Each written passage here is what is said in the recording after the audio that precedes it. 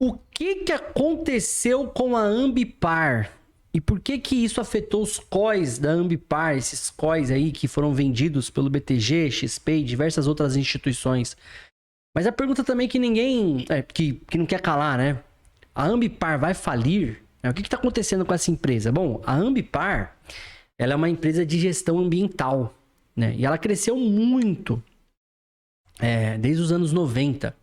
Só que nos últimos 5 anos, a companhia acelerou muito o seu crescimento através de aquisições. Só para você ter uma noção, nos últimos 5 anos ela fez quase 40 aquisições.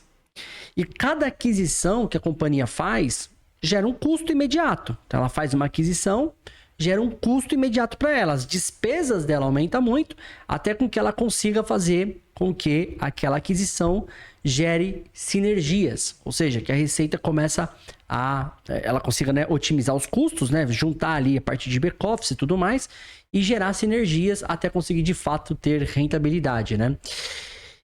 E também nos últimos 5, 6 anos, a empresa dependia muito de aquisições para manter um resultado bacana e também um fluxo de caixa bacana. Então a empresa ela sempre dependeu muito dessa alternativa de aquisição para poder manter esse fluxo de caixa, esse crescimento da receita, tá certo? E aí, obviamente, para isso, para poder crescer, fazendo aquisições, crescer, comprando outras empresas, ela se endividou muito, porque ela se alavanca muito, né? Então ela se endividou muito, muito, muito grande. E aí entra o primeiro problema, que foi onde começou o estopim, né? A empresa, ela sempre declarou cerca de 4,7 bilhões em caixa. E aí eu vou mostrar isso aqui para vocês agora, tá? Ó, deixa eu colocar aqui na tela. Aqui, ó. Aqui é demonstrativo de resultado, né, da Ambipar, balanço patrimonial. E aí aqui você tem, ó, o caixa, né, dia 30/6, aplicações financeiras, liquidez imediata e aplicações financeiras, né? Então, se você somar aqui os dois, aí tem esses 615 milhões aqui, são 2 bilhões aqui, 2 bilhões aqui, somar aqui, total 4,7 bilhões de reais. Mas qual que é o problema? Essas aplicações financeiras não estão disponíveis. E o pior de não estar disponível, tá vendo que tem um C aqui, ó? C, se você for vir aqui, ó, C, Fundo de Investimento em Direitos Creditórios com liquidez entre 30 e 60 dias. Então, aqui começou o primeiro problema. O primeiro problema que observaram é que a empresa pegava a caixa dela e investia em FDICs, que é um produto que não poderia estar no caixa de uma empresa. Só que esses FDICs são de partes relacionadas, ou seja, são de pessoas que são do board ali da empresa, do conselho de administração, da diretoria. São pessoas que têm parte, né? Que tem alguma parte que é funcionário, alguma coisa do tipo da Ambipar. Então, aqui começa um indício, veja o que eu estou falando, indício. Um indício de fraude contábil. Porque o que é um FDIC? É uma antecipação de recebíveis. Que recebíveis são esses? Recebível do quê? Está antecipando para quem? Muito estranho, muito estranho. E aí, esse esquema, né, de você colocar metade num FDIC, metade você deixar em disposição, mascarava a real situação da empresa. Então, a empresa não tem 4 bilhões de disponibilidade. Não tem. Ela tem 2 bilhões de disponibilidade, né? Pelo que mostra aqui o demonstrativo financeiro. E a Ambipar tem hoje de dívida cerca de 10 bilhões de dólares em dívidas. 10 bilhões de dólares em dívida. E aí, mais recentemente, ela fez uma operação de derivativo com o Deutsche Bank, tá? E a operação de derivativo, você tem, durante a operação, você tem ali chamadas de margem. Você pode ter que colocar mais dinheiro para garantir aquela sua operação. Eu não quero entrar em detalhes aqui sobre esse tipo de operação, combinado? Mas só para você entender, é uma operação que tem um nível de risco e que volta e meia ali o banco pode pedir mais dinheiro para garantir essa operação. Ou ele pode devolver, dependendo se a operação está indo para o sentido que você apostou ou não, beleza? Ela fez isso. E o Deutsche Bank chamou uma margem de 60 milhões de dólares, né? Então, 60 milhões de dólares, nós estamos falando aqui de mais ou menos, 60 milhões, 5,30, que é o que está o dólar hoje, a gente está falando aí de mais ou menos 320 milhões de reais, tá? O Deutsche Bank chama essa margem, e o que acontece? Ela questionou na justiça essa chamada de margem. Ela falou, não tá correto, não tenho. Ela não falou que não tem para pagar, mas ela falou, não tá correto. E isso, na hora, acendeu no mercado. Tem problema aí, tem caroço nesse angu. Tem problema aí. E aí, esse evento gerou, né, essa questão de chamada de margem, gerou o que nós chamamos no mercado de evento de crédito. O que é um evento de crédito? É uma cláusula que fica nos créditos, né, uma cláusula dos credores, que caso ocorra qualquer evento de crédito, como esse, por exemplo, os credores podem pegar antecipadamente o seu título, né? Ou seja, converter o título ali que ele tem em... Desculpa. Converter o título que ele tem em reais, em dinheiro, né? Ou seja, resgatar o seu título. Porque a empresa, quando ela emite um título de dívida, ela emite uma debênture. E aí, efeito dominó. Começou a acontecer isso, um atrás do outro, um atrás do outro. Como que os COIs se envolvem com isso? Os COIs que foram emitidos por essas instituições, né? O COI da Ambipar que foi emitido, ele tinha na cláusula dele que se os bondes da Ambipar, o que são bondes? São esses títulos de dívidas emitidos lá fora. Se esses bondes se desvalorizassem abaixo de X%, se eu não me engano 50%, você tinha acionamento ali de encerramento da operação e a corretora te oferecia só uma parte do valor investido, não oferecia tudo. Então, esse COI, ele é diferente de um outro COI que chama COI com capital protegido, que também é uma bosta, tá? É horrível. Esse COI ele é diferente, tá? E aí, como tinha essa cláusula que não foi explicada para várias pessoas que investiram, aconteceu o quê? Automaticamente, a corretora liquidou os COIs e várias pessoas perderam muito dinheiro, chegaram a perder 90% e tudo mais, né? Não só XP e BTG, mas também Itaú participou, Bradesco participou desse COI, todo mundo emitiu COI com esse título, né? E aí, quais são as lições que a gente aprende disso, né? Além disso, deixa eu até mostrar um negócio aqui que eu acho que é importante. Olha isso aqui, ó.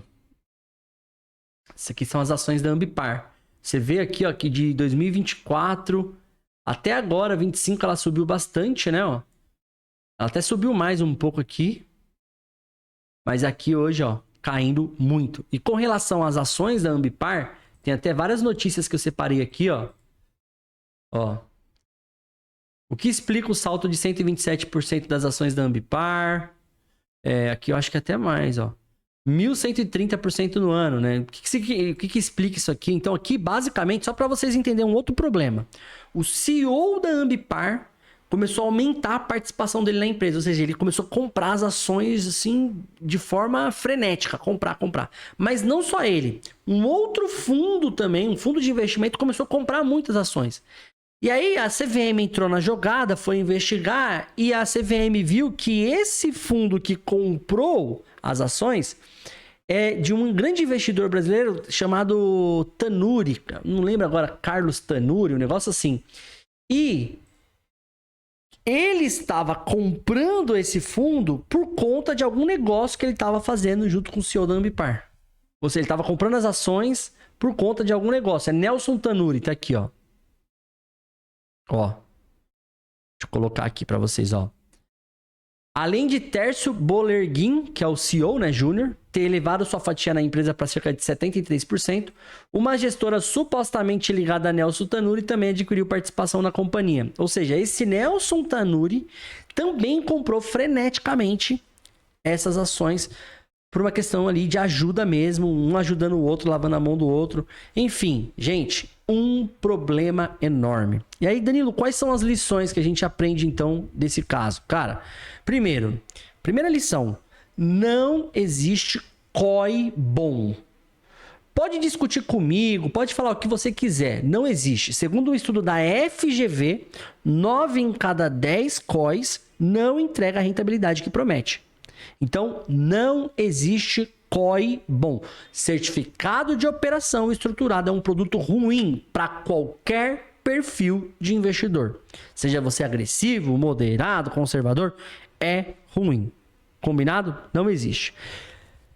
Cuidado com os assessores de investimento. Hoje, graças a Deus, existem 2 modelos de profissionais que podem te ajudar a investir. Eu sei que tem muitas críticas, muitas pessoas falam assim, eu não confio em assessor, não sei o que lá, mas gente, quando você precisa de um advogado, cara, precisa de problema na justiça, você vai no advogado. Você vai precisar de um médico, você vai no médico. Por que com dinheiro você sempre quer achar que manja tudo? Você não manja, cara. Você tem a tua profissão, você é um empresário aí do seu setor, sabe? O problema, eu sei que confiar é difícil, mas é encontrar a pessoa certa que vai conseguir te ajudar. E hoje, para graça de Deus, nós temos a figura do consultor de investimento. O que é o consultor de investimento? Vou até colocar aqui para você, um bannerzinho. O consultor de investimento é um profissional que ele não tem ligação nenhuma com corretora ou banco. Zero ligação. Ele não tem ligação com a XP, ele não tem ligação com BTG, com nenhum banco. Como ele não tem ligação e por norma da CVM, que é tudo regulamentado, ele não recebe comissão. A única e exclusiva forma de pagamento do consultor é através de um percentual do seu patrimônio. Ou seja, se você tem lá 2 milhões investidos, ele vai ganhar um percentual do seu patrimônio. E esse percentual é aberto. Cartas abertas. Ele, no meu caso, eu sou consultor de investimento CVM, tá? Caso você queira ter uma reunião gratuita, eu tô abrindo aqui para você. Clica no link que vai estar fixado no primeiro comentário desse vídeo. Se fizer sentido pra você, se não fizer, beleza, tá tudo bem. Para mim tá tudo bem, beleza? Se fizer sentido, se você não acha que tá sendo bem atendido pro seu assessor, se você percebeu que tem muito conflito de interesse, marca uma reunião, eu vou te apresentar esse modelo e a gente vai começar a conversar para você entender como que funciona. Combinado? Mas basicamente é assim, basicamente. 2 milhões de reais, 1% ao ano. Então, ou seja, 2 milhões de reais, 1% ao ano, dá 20 mil reais no ano. Isso dividido por 12, a gente está falando de 1.600 reais por mês. Então, é um percentual que a gente chama de fee-based. Fee-based, não é commission-based, que é o modelo do assessor de investimento. E por que isso é bom? Porque zera o conflito de interesse. Zera. Eu vou construir uma carteira de investimento para você, ou eu vou remodelar a sua carteira de investimento, sempre tendo como base aquilo que você deseja para os seus investimentos. Entendeu? Então, ainda bem que tem essa função agora de consultor de investimento, tá? E outra coisa, outros aprendizados, né? Critica então o seu assessor de investimento, com os juros do Brasil tão alto, agora 15% ao ano, mas com uma perspectiva de queda dos juros, não faz sentido você querer se expor a produtos diferentes, sabe? Sempre que tem um nome diferente, cuidado, né? É um COI, Bond, Ambipar, Bastler, Master, cara, sai fora. Tem que ser simples. Tem que ser simples. Investir tem que ser simples. Beleza? Tem que ser simples, tá? E aí, a gente vem aí para outros pontos de aprendizado. Cuidado com o seu assessor de investimento, não invista em COIs, COI é ruim. Procure um consultor de investimento que seja isento, que não tenha ligação com as corretoras, tá? E aí tem um possível envolvimento aí do fundo do Banco Master, que tá com um mega problema também lá no FGC, e desse Nelson Tanuri, que fizeram as ações da companhia se valorizarem tanto e chamou a atenção do mercado, tá? E aí tem esses indícios de fraude na contabilidade. Então, basicamente, foi isso que aconteceu com a Ambipar. E aí, respondendo a pergunta, Danilo, ela vai falir? Gente, impossível saber. O que eu acho é que tá caminhando para isso. Tá caminhando para falência. E tudo isso por conta de uma gestão, o pessoal chama no mercado de contabilidade criativa. Contabilidade criativa, né? Mas é uma gestão, entendeu? Então, vamos tomar cuidado onde a gente coloca o nosso dinheiro. Procura a gente aqui da Tríade Finance, que a gente pode te ajudar com zero conflito de interesse. Se fizer sentido para você. Não faz sentido. Vou escrever aqui que ele é um merda. Que não... você só vai estar dando engajamento pro vídeo, porque se você é um investidor autônomo, consegue tocar sozinho tua carteira, continua assim. Tenho certeza que você vai ter bons resultados, tá bom? Agora, se não é o seu caso, você não tem tempo, é médico, trabalha muito e não tem tempo, bora trocar uma ideia pra gente conversar sobre a tua carteira de investimento. Agora no final do vídeo vai aparecer esse vídeo aqui, ó, clica nele porque eu tenho certeza que faz sentido pra você.